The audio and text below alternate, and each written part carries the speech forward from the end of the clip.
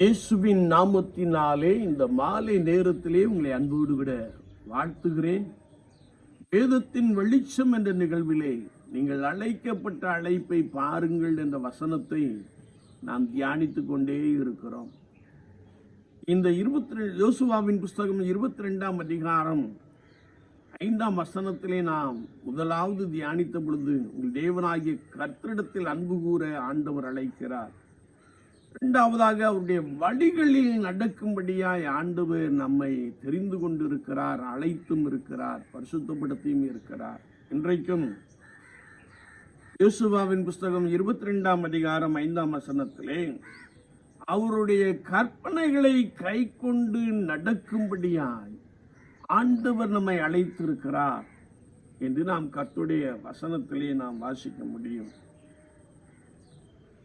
கர்த்தருடைய ஜனமாகிய இஸ்ரவேலர்கள் நன்றாயிருக்கும்படிக்கு, ஒழுங்கும் கிரமமாய் வாழும்படிக்கு ஆண்டவர் மோசையின் மூலமாக 10 கற்பனைகளை கொடுத்தார்.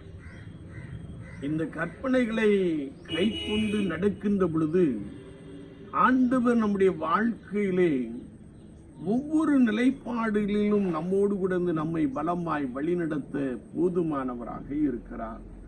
வேதத்தை நாம் வாசிக்கின்ற பொழுது லேவியராகமத்தின் புஸ்தகம் 26ஆம் அதிகாரம் 3ஆம் வசனத்திலே, கற்பனைகளை கை கொண்டு அவைகளின்படி நடந்தால் ஆண்டவர் தேசத்திலே ஏற்ற காலத்திலே மழையை பெய்ய பண்ணுவார், உன் களஞ்சியம் பூரணமாய் நிரம்பும், உனக்குள் மலடுகள் இருப்பதில்லை, நீ திருப்தியான வாழ்க்கையின் அனுபவத்தை பெற்றுக்கொள்வாய் என்பதாக நாம் கர்த்தருடைய வேதத்திலே தேடி வாசிக்க முடியும்.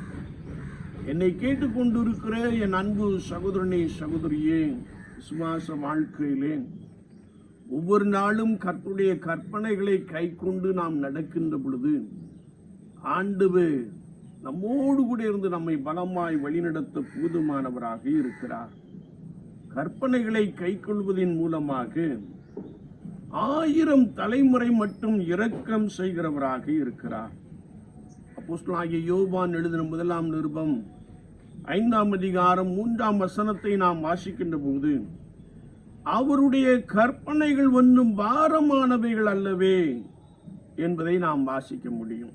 லூக்கா 1:6 நாம் வாசிக்கிறோம், சகரியாவும் எலிசபெத்தும் கர்த்தரிட்ட சகல கற்பனைகளின்படியையும் நியமங்களின்படியையும் குற்றமற்றவர்களாக நடந்து தேவனுக்கு முன்பாக நீதி உள்ளவர்களாக காணப்பட்டார்கள். என்னை கேட்டுக்கொண்டிருக்கிற என் அன்பு சகோதரனே, சகோதரியே, விசுவாச வாழ்க்கையிலே கற்பனைகளை கை கொண்டு நடப்போம்.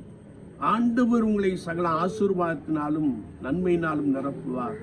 நீங்கள் நீதியாய் வாழும்படியான அனுபவங்களை பெற்றுக் கொள்வீர்கள். ஆண்டவர் உங்களோடு கூட உங்களை பலமாய் நடத்துவாராக. ஆமீன், ஆமீன்.